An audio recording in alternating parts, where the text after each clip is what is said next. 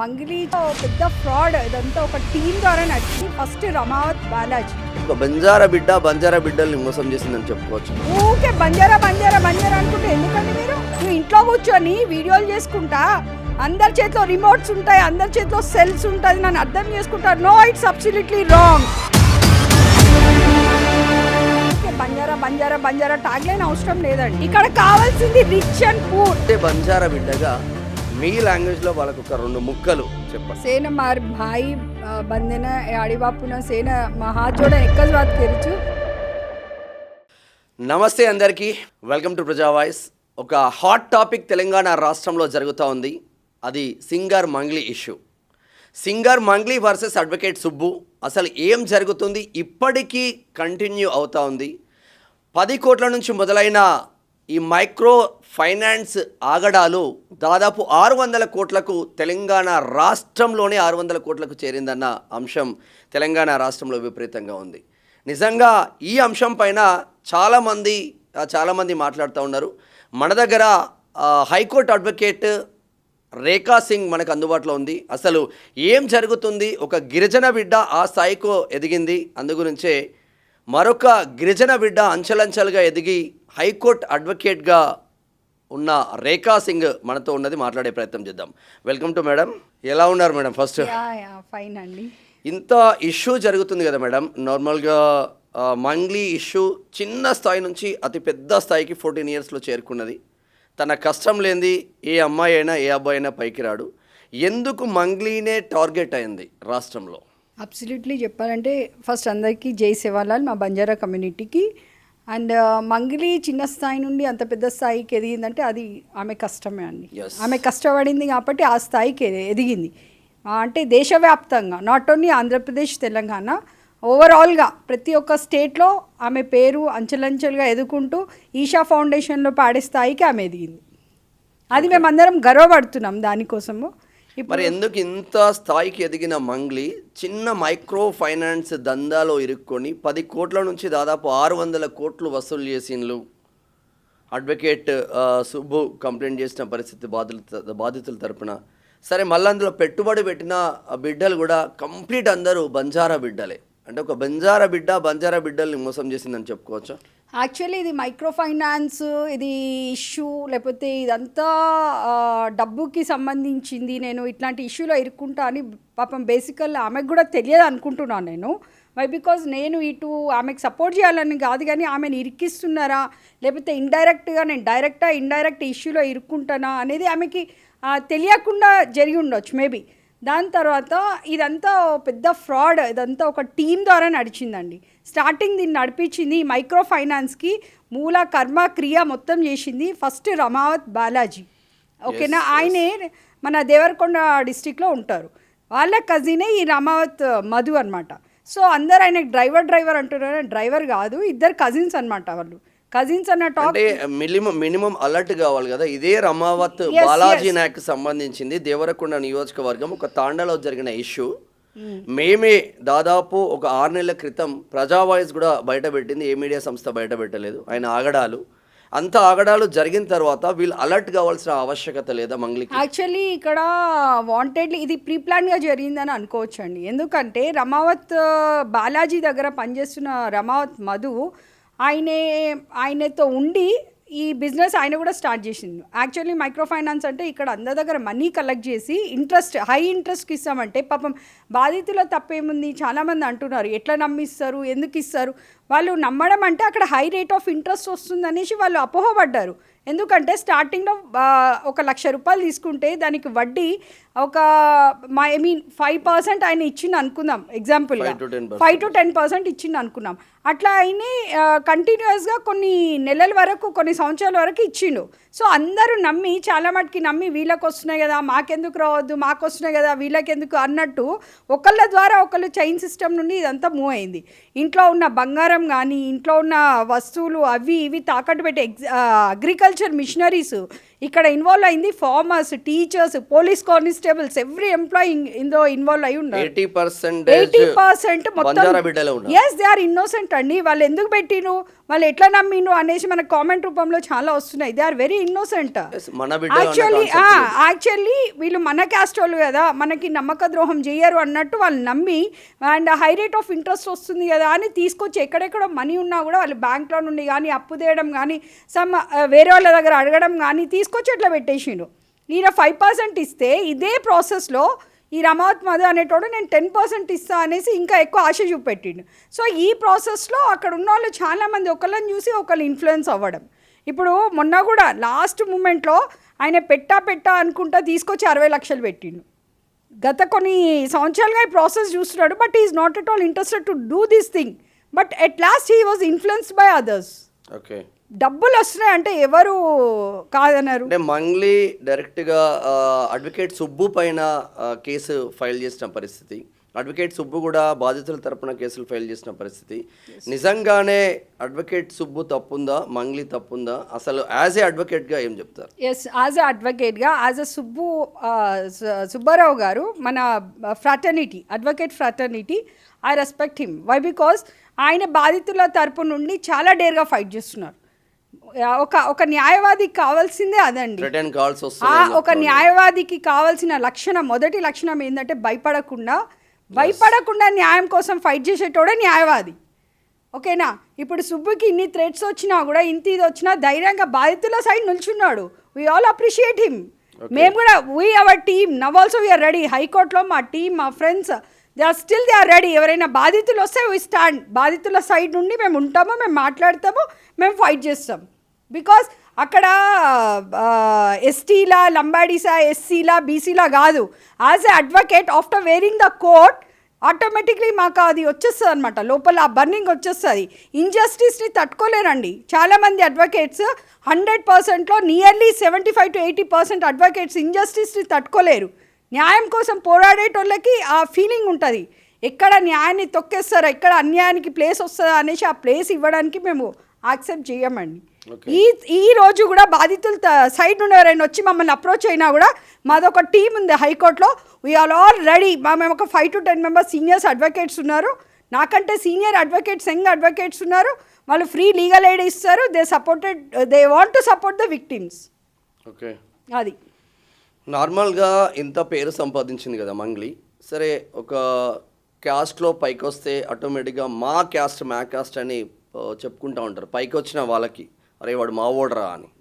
ఇంత పెద్ద ఇష్యూ జరిగినప్పుడు ఎవరు కూడా కనీసం బడా బంజారా బిడ్డలు ఎవరు కూడా మాట్లాడలేకపోతున్నారు. ఇప్పుడు ఈ ఇష్యూలో ఆమె తెలిసి ఇరుక్కుందా, తెలియక ఇరుక్కుందా, ఇది మాకు ఇంకా ఇన్వెస్టిగేషన్ అనేది నడుస్తుందండి.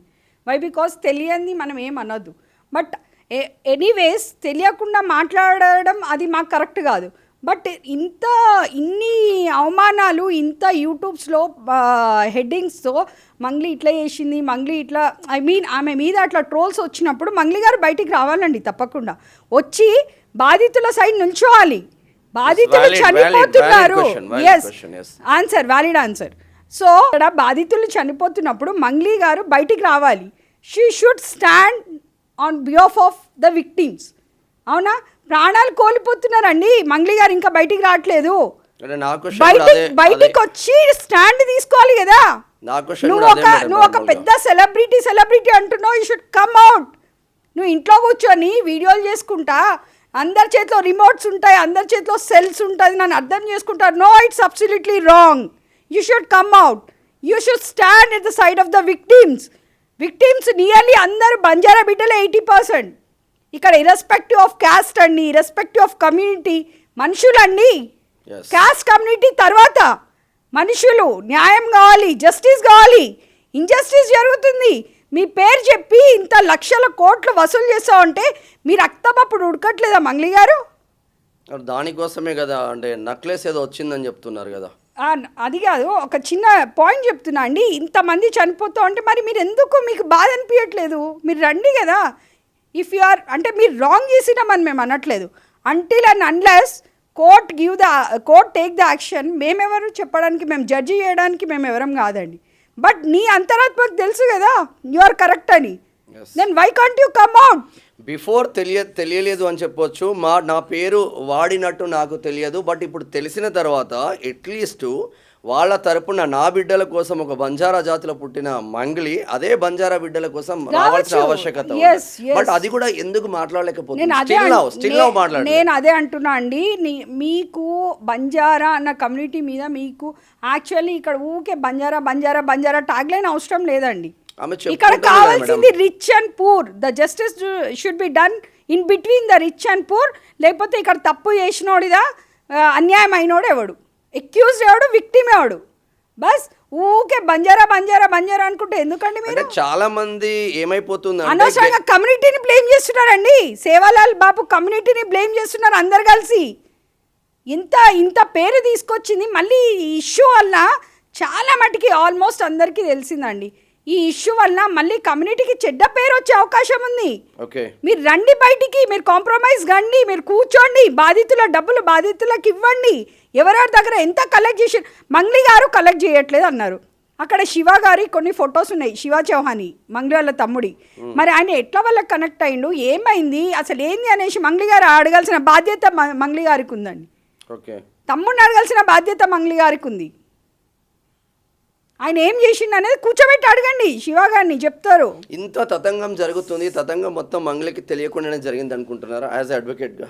నేను అంటే ఇక్కడ యాజ్ అడ్వకేట్గా మంగ్లీకి తెలుసా తెలియదా అని మాత్రం నేను చెప్పలేనండి. బట్ కొన్ని పాయింట్స్ తీసుకుంటే ఇప్పుడు కొంతమంది కొన్ని ప్రూఫ్స్ చూపిస్తున్నారు. లైక్ మంగ్లీ గారు ఇల్లు ఇచ్చిండు రమావత్ మధు గారికి, అండ్ వాళ్ళ సిస్టర్కి ఎంగేజ్మెంట్ జరగబోతుంది, అండ్ ఇట్లాంటి కొన్ని వ్యాలిడ్ పాయింట్స్ వస్తున్నాయి. ఒక మనిషికి మన ఇల్లు మనం ఇవ్వాలి అంటే ఒక నెల రోజులు మా ఇల్లు చూసి తర్వాత నువ్వు మొత్తం పే చేయి, ముందు అడ్వాన్స్ పే చేయని ఎవరైనా నెల రోజుల కోసం ఇల్లు ఇవ్వం కదా. ఆయన ఏది బాగుంది, ఏం బాగుంది, ఈ రూమ్ బాగుందా, డైనింగ్ హాల్ బాగుందా, ఇవన్నీ బాగున్న తర్వాత నీ ఇల్లు తీసుకుంటా అని తర్వాత మొత్తం ఫుల్ పేమెంట్ చేస్తాడా? మనం ఫుల్ పేమెంట్ చేస్తాం. మనము అన్ని చూసిన తర్వాత ఒప్పుకుంటే తర్వాత మనము రిజిస్ట్రేషన్ చేస్తామా? అట్లా ఉండదు కదండి. మీకు మా ఇల్లు కావాలంటే మీరు ఫస్ట్ ఫుల్ అగ్రిమెంట్ డబ్బులు కట్టి అగ్రిమెంట్ అయిన తర్వాత కీస్ ఇస్తారు. ఇన్ జనరల్గా అయితే ఒక నెల కోసం ఇల్లు ఇవ్వడం అంట, మళ్ళీ బ్యాక్ డబ్బులు కొట్టడం, ఇవన్నీ కొంచెం ఇట్లాంటివి చూస్తూ ఉంటే కరెక్ట్ చూసేటోళ్ళకి కూడా కొన్ని అనుమానాలు వ్యక్తమవుతున్నాయి. మంగ్లీ చుట్టూ వివాదాలు చెలరేగుతూ ఉన్నాయి. సర్కే చునార్ పాట, ఆ సినిమాలో పాట మరి వరస్ట్గా, అంటే హిందీ తెలియకుండా పాడితే ఒక సింగర్ వేరుంటుంది, హిందీ అర్థాలు తెలుసు, హిందీ కంప్లీట్గా వచ్చిన ఒక మంగ్లీ ఆ పాట అసలు పాడడానికి ఆస్కారం ఉందా? యాక్చువల్లీ మా బంజారా లాంగ్వేజ్ అంటే ఆల్మోస్ట్ 75 to 80% మొత్తం హిందీ అండ్ బంజారా సేమ్ ఉంటుందండి. ఓకే, కొన్ని చిన్న చిన్న ఒత్తులు పొల్లులు తప్ప ఆల్మోస్ట్ లాంగ్వేజ్ అంతా సేమ్ ఉంటుంది మాది. ఓకే, ఇంత తెలిసిన ఆమె అంటే మంగ్లీని మేము ఎట్లా చూస్తామంటే దేవుడు పాటలు లైక్ ఎల్లమ్మ, బోనాలు, బతుకమ్మ ఇట్లాంటి పాటల్లో ఆమె ప్రొజెక్ట్ చేసింది అండ్ మేము రిసీవ్ చేసుకున్నాం. అంటే ఆమె అట్లా డాన్స్ చేసినా కూడా మాకు గూస్ బంప్స్ వస్తాయి కొన్ని పాటల్లో. అంత మంచిగా అట్లా ఉన్న మంగ్లీ ఈషా ఫౌండేషన్లో పాడినప్పుడు కూడా we all proud of her. Why because అరే మన వాళ్ళు అక్కడ దాకా పోయిండ్రు అన్న ఫీల్లో మేము ఎంత చాలా హ్యాపీగా ఉన్నాం. అట్లాంటి నోటితో ఇట్లాంటి పాట అంటే మేము యాక్సెప్ట్ చేయలేము, మేము రిసీవ్ చేసుకోలేమండి. అది నువ్వు పాడే ముందు మరి నువ్వు చూసుకుంటావు. ఇప్పుడు ఏదైనా ప్రోగ్రామ్ చేయాలంటే 1-2 సార్లు రిహార్సల్స్ మేము చేసుకుంటాం. అక్కడ లిరిక్స్ ఏమున్నాయి అనేది మీకు తెలియదా? మీకు తెలుసు కదా అది ఆ సాంగ్లో ఎంత గలీజ్ లిరిక్స్ ఉన్నాయి. మీరు అసలు ఎట్లా యాక్సెప్ట్ చేసిన ఆ సాంగ్ పాడడానికి? అది తప్పే అండి. అట్లాంటి వాటికి మేము ఎంకరేజ్ చేయం. అది ఆ పాటలు అంత డబల్ మీనింగ్ ఉన్నప్పుడు నువ్వు పాడాల్సిన అవసరం ఏముంది? అవుట్ రైటెడ్గా రిజెక్ట్ చేయొచ్చు కదా. వాళ్ళు మనీ ఆఫర్ ఎంత చేసినా కూడా నీకు మనీ ఇంపార్టెంట్ కానప్పుడు ఎందుకు రిజెక్ట్ చేయలే ఆ సాంగ్? అదే మొన్న ఇంటర్వ్యూలో కూడా అదే చెప్తుంది ప్రెస్ మీట్లో, నాకు మనీ ఇంపార్టెంట్ కాదు, నాకు లక్షలు కోట్లు ఇస్తానా కూడా నేను పాడలేదు అన్న కాన్సెప్ట్. మరి ఈ పాట ఎందుకు పాడింది? అదే అంటున్నా అండి. ఇప్పుడు ఆమె ఇప్పుడు మాకెట్లా అనిపిస్తుంది అంటే ఒక సైడ్ నుండి ఆమెని మేము చాలా ఆదరించినాం, ఒక సైడ్ నుండి ఆమె మిస్టేక్స్ ఉన్నాయి కదా. ఇప్పుడు ఇట్లాంటి సాంగ్ కానీ తర్వాత ఇట్లాంటి కొన్ని చేస్తూ ఉంటే మాకు కూడా బాధ అనిపిస్తుంది. ఈ బిడ్డలకు న్యాయం జరిగే అవకాశాలు ఉన్నాయా? ఇప్పుడు ఇది న్యాయం జరగాలంటే మంగ్లీ గారే బయటికి రావాలండి. ఎందుకంటే Ramavath Madhu was using Mangli's name. Still investigation is going on. అక్కడ ఎవరు విక్టిమా ఎవరు ఎక్యూజ్డా ఏం తేలలేదు. Why? Because number of agencies are working and they should work like ED enforcement directorate అని ఉంటుంది, and CBI central bureau of investigation ఉంటుంది, సిట్ మన ఇన్వెస్టిగేషన్ టీమ్ ఉంటుంది. ఇట్లాంటి కొన్ని agencies they are working on this. Work చెయ్యాలి, అవ్వాలి. As per law ప్రకారం ఎవరి దగ్గర నుంచి మీ దగ్గర నుంచి నేను అప్పుగా తీసుకున్నా కూడా మ్యాక్సిమం 1%, 2%, మ్యాక్స్ 3%. 2% వరకు కోర్టులు అంగీకరిస్తాయి. 5% పైన వెళ్తే అసలు కోర్టులు అంగీకరించవు. నిజంగా వీళ్ళకు కోర్టులలో న్యాయం జరిగే అవకాశం ఉందా? యాక్చువల్లీ బాలాజీ రమావత్ బాలాజీ గారు ఆయనే 5% అన్నారు, 10% అన్నారు. అది క్రాస్ అయిపోయి ఈయన 15% దాకా తీసుకున్నారు. పాపం జనాలను పిచ్చోళ్ళని చేసిండండి. జనాలను పిచ్చోళ్ళని చేసి ఎక్కడెక్కడున్న డబ్బు కూడా పిల్లల కట్నం కోసం, హయ్యర్ ఎడ్యుకేషన్స్ కోసం దాచిపెట్టుకున్న. ఆల్ ఆర్ ఫార్మర్స్ కదా, వాళ్ళ దగ్గర ఎంతో కొంత ఉంటాయి. ఇప్పుడు కామెంట్స్ ఎట్లా వస్తాయంటే వీడి దగ్గర ఇన్ని కోట్లు ఎక్కడ, వీడి దగ్గర ఇన్ని లక్షలు ఎక్కడ. ఒక ఫార్మర్ దగ్గర 60 lakhs ఉన్నా అండి, 1 కోటి రూపాయలు ఉన్నా, 2 కోట్లు ఉన్నా ఒక ఫార్మర్ దగ్గర. సడన్ గా ఒకే ఫార్మర్ దగ్గర 50 కోట్లు, అది 60 కోట్లు పెట్టడం, ఆ విషయం సరే ఆ సూటబుల్ పర్సన్ దగ్గర పెట్టడం వేరు. నార్మల్ గా ఒక రైతు నార్మల్ గా ఒక 2-3 ఎకరాల నేను 50 కోట్లు పెట్టిన ఫార్మర్ గురించి మాట్లాడట్లేదండి. I'm talking, I want to go this process in genuine way. That's why I'm taking the lease samples. Like ఎవడైతే లక్షలు పెట్టిండో, ఎవడైతే 1 crore, 2 crore, 3 crore, at least 5 crore దాకా తీసుకుందాం. నేను వాళ్ళ గురించి మాట్లాడుతున్నా. 50 కోట్లు అంటే అది నేను చూడలేదు, మనకు తెలియని దాని గురించి I don't want to discuss about that. ఓకేనా? ఒక పర్సన్ దగ్గర ఒక 5 కోట్లు సామాన్యుడు, వాడు ఎస్టీయా, వాళ్ళ లంబాడియా, ఎస్సీయా ఇదంతా కాదు, ఉంటాయి. కనీసం మినిమం కష్టపడి దాచుకున్న డబ్బులు ఉంటాయి. అవన్నీ హై రేట్ ఆఫ్ ఇంట్రెస్ట్ అని మధు మొత్తం తీసుకొని ఇప్పుడు ఎంత ఇది 150 to 200 crores ఇది ఈజీ మనీకి అలవాటు అయిపోయి. యాక్చువల్ ఆయన ఏజ్ ఎంత? 23 years అండి. ఆ రమావత్ బాలాజీకి 26 years, నాకు 23 years. ఓకే, ఇంత నమ్మించి మోసం చేయాల్సిన అవసరం ఏముంది? చనిపోతున్నారు కదండి బాధితులు, మా రక్తం ఉడుకుతుంది ఇక్కడ. వాళ్ళు చనిపోయి నేను ఏడుస్తా అంటే రీసెంట్గా నిన్న ఎంత 60 lakhs ఇచ్చిండంట. ఇప్పుడు దీనికోసం సంపత్ నాయక్ గారు కొంచెం ఫైట్ చేస్తున్నారు. మాకు I appreciate him. Why? Because మొన్న కొన్ని మీడియాస్ కూడా లైక్ సుమన్ టీవీ రోషన్ గారు కానీ, లేకపోతే ఈటీవీ 96 సంతోష్ గారు, అండ్ ఇంకెవరు మన తొలి వెలుగు రఘు గారు మంచి స్ట్రాంగ్గా ఫైట్ చేస్తున్నారు. ఇంకా కొన్ని రావాలి, కొన్ని ఛానల్స్, కొన్ని యూట్యూబర్స్ కొంతమంది సపోర్ట్ చేసిన వాళ్ళు మస్తు మంది ఉన్నారు. డ్రగ్ ఇష్యూలో ఫోన్ కాల్ చేసి మాట్లాడిన యూట్యూబర్స్ కూడా రావాలండి బయటికి. సైలెన్స్ ఉన్నారు కొంతమంది. రావాలి అండ్ బాధితుల సైడ్ ఫైట్ చేయాలి, మాట్లాడాలి. ఈ ప్రత్యూష రాథోడ్కి మంగ్లీకి అసలు ఏంది ఇష్యూ వీళ్ళది? అది మనకు ఆ ఇష్యూ మనకు తెలియదండి. కాకపోతే ఆ రోజు అది కొంచెం ట్రోల్ అవుతుంది. జస్ట్ ఆమె కాల్ చేసినప్పుడు ఈమె మీడియా దగ్గర ఫోన్ ఆన్ చేసి మాట్లాడడం అనేది అది వాళ్ళ ఇష్యూ. అంతా ప్రత్యూషకి మంగ్లీకి వాళ్ళ రిలేషన్ ఏందో ఐ డోంట్ నో. ఒక బంజారా బిడ్డగా, ఒక అడ్వకేట్గా, హైకోర్టు అడ్వకేట్గా మీ కమ్యూనిటీ బిడ్డ ఇంత తతంగంలో ఇరుక్కొని అనేక రకాలుగా ఇబ్బందులు పడుతూ ఉంది. ఫైనల్గా ఏం చెప్పదలుచుకున్నావు అడ్వకేట్? యాక్చువల్లీ ఇదంతా స్టోరీ మొత్తము రమావత్ మధు అసిస్టెంట్ రమేష్ నాయక్ అని ఉన్నాడు.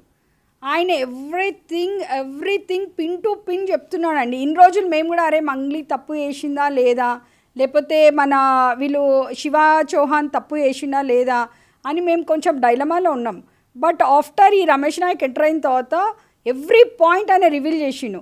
ఆయనే యాక్చువల్లీ రమేష్ చౌహాన్ కూడా సమ్ 60 lakhs ఎంతో ఆయన కూడా పే చేసిండు. ఆయన దగ్గర అంతా చెక్స్ అవి ఇవి ఉన్నాయి. ఈ విషయం బయటికి వస్తే నేను మీకు చంపేస్తాం అది అని బెదిరించిందంట. మొన్న వాళ్ళ పేరెంట్స్తో కలిసి రమేష్ నాయక్ ఒక చెరువు దగ్గరికి వెళ్ళి మేము అందరం పడి సూసైడ్ చేసుకుంటామని ఏడుస్తుండే ఆ పిల్లగాడు. ఓకే, ఆయనకు అన్ని విషయాలు తెలుసు. ఇప్పుడు ఆయన చెప్పిన తర్వాతనే మేము కొంచెం నమ్మాల్సి వచ్చిందండి. ఏంటంటే మంగ్లీ సిస్టర్కి మా రమావత్ మధుకి ఎంగేజ్మెంట్ అవ్వబోతుంది, ఇది వాస్తవమే.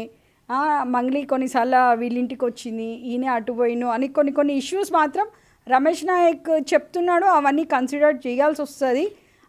ఈ పని మొత్తం లీగల్ చూసుకుంటుంది. ఇప్పుడు బాధితుల పక్షాన పోరాడుతున్న అడ్వకేట్ సుబ్బుకి స్టేషన్కి వెళ్ళిన తర్వాత బ్రీత్ ఎనలైజర్ టెస్ట్ చేయడం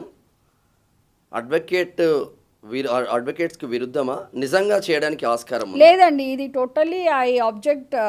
ఇది అసలు బ్రీత్ అంటే ఎనలైజర్ కేవలం మంగ్లీని కాపాడడం కోసమే పోలీసు వాళ్ళు రంగంలోకి దిగారు. అంటే ఇది మంగ్లీ గారు సజ్జనాని కలిసి వచ్చిన తర్వాత నెక్స్ట్ డే ఇట్లా ఉంది అనేసి కొన్ని యూట్యూబ్లో ఇది న్యూస్ వస్తుంది. అది ఎంతవరకు ఏంది, ఎప్పుడు వెళ్ళిండు అవన్నీ మనకు కరెక్ట్గా తెలియనప్పుడు just I don't want to discuss on that. But at the same time ఒక అడ్వకేట్గా నేను ఒక అడ్వకేట్ గురించి చెప్పాలంటే బ్రీత్ ఎనలైజర్ చేయడానికి వాళ్ళు ఎవరండి అసలు?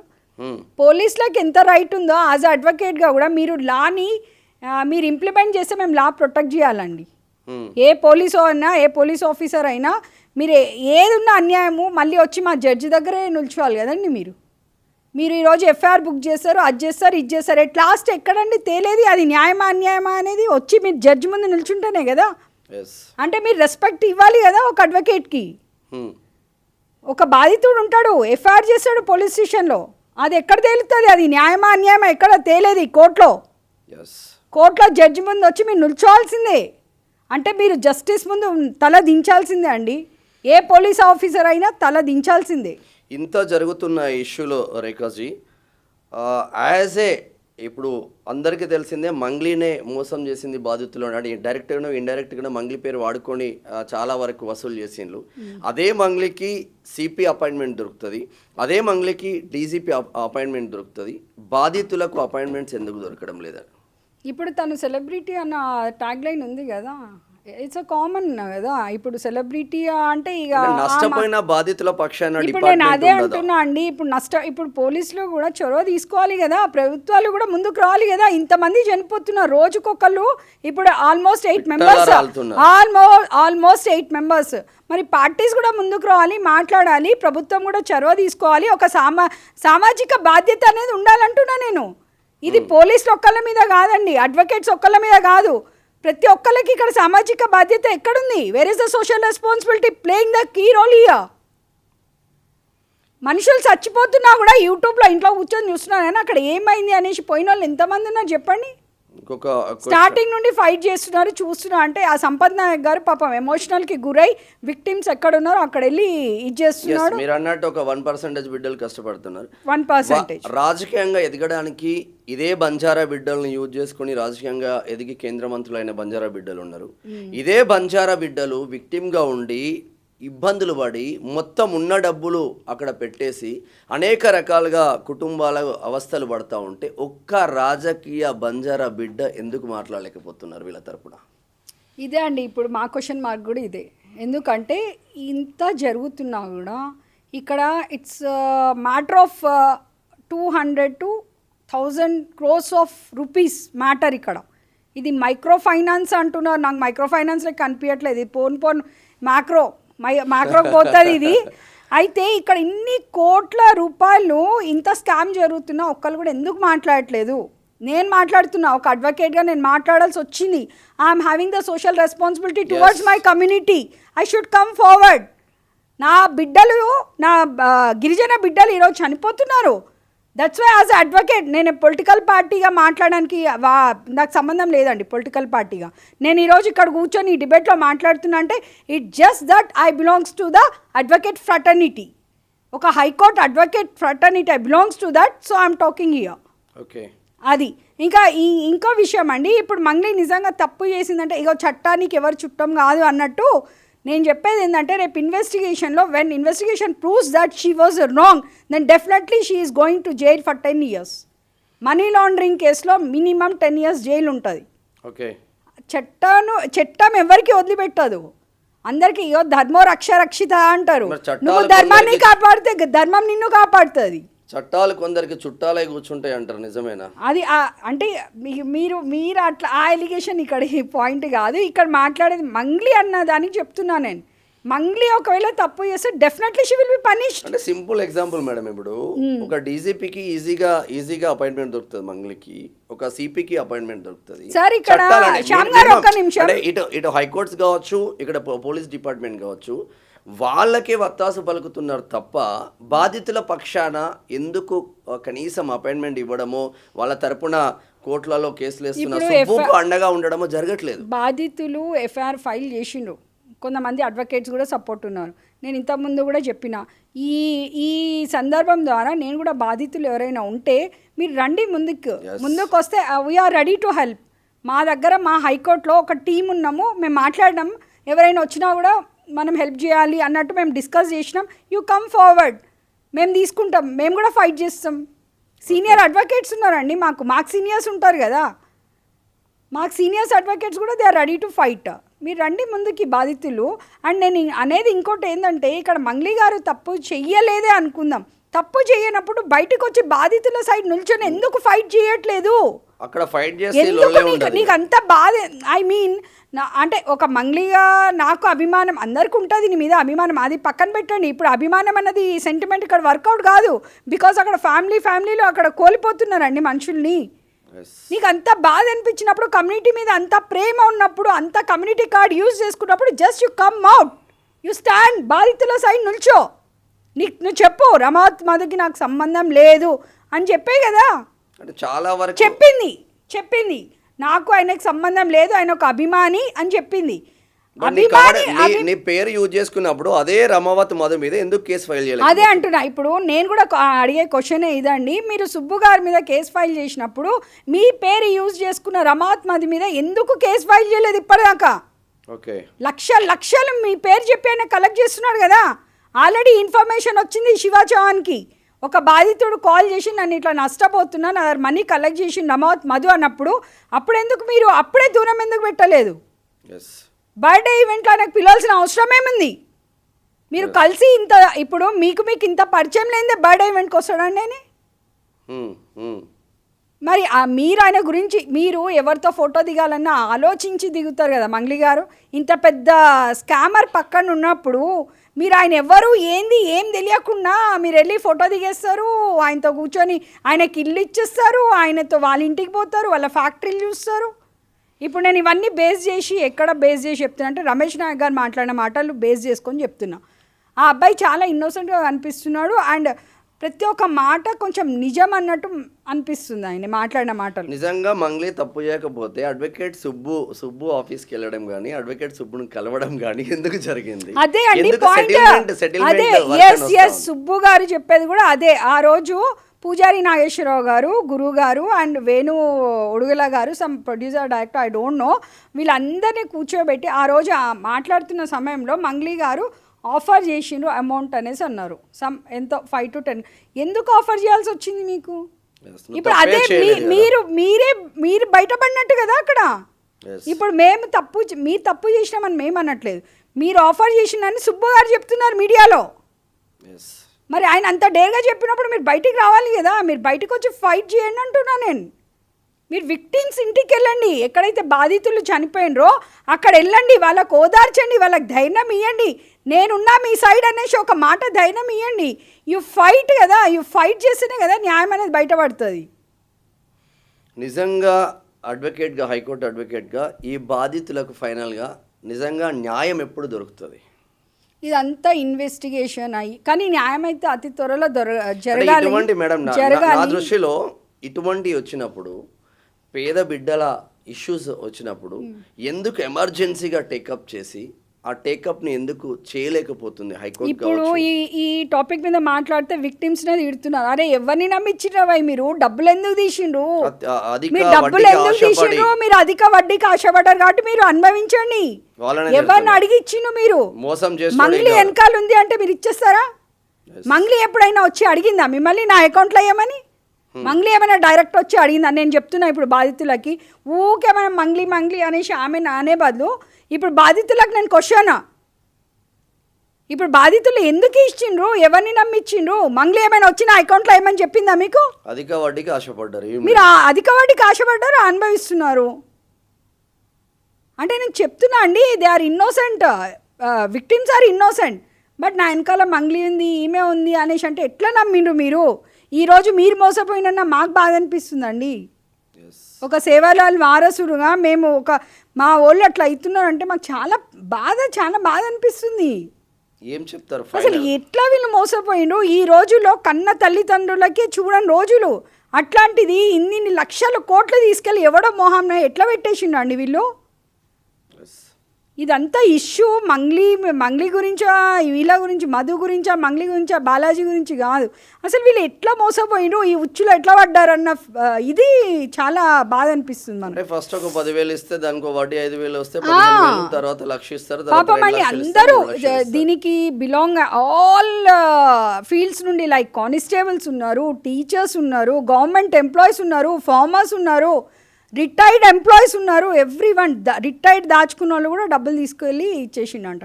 ఇట్లా చాలా వరకు బంజారా బిడ్డలు మోసపోతూ ఉంటారు. వాళ్ళ కష్టాన్ని నమ్ముకొని వాళ్ళు పైకి వస్తూ ఉన్నారు. అధిక ఆశ చూపుతే ఓ 2 రూపాయలు పెడితే రూపాయి వస్తుంది కదా అని నా బిడ్డ చదువుకో, ఆ బిడ్డ చదువుకో, ఈ బిడ్డ చదువుకో, జర హాస్పిటల్ ఖర్చులకు, నా పెట్టుబడులకు, అంతో ఇంతో ఇల్లు కట్టుకోవడానికి అని ఆశపడి ఈ బంజారా బిడ్డలందరూ అధిక వడ్డీ ఆశ చూపి పెడతా ఉన్నారు.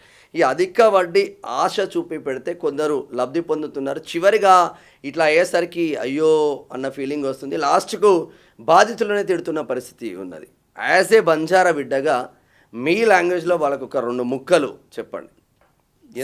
सेना जैसे वाला सेना मार भाई बंदे ने आड़ी बापू ने सेना हाथ जोड़न एक बात करी चु तम पीसार आशा पड़न एनका मुंदो आई मीन इन ఏంది అని చూసుకోకుండా తమ పీసా ఇన్వెస్ట్ కరతో తమని అసే ప్రాబ్లమ్స్ అవచ్చు.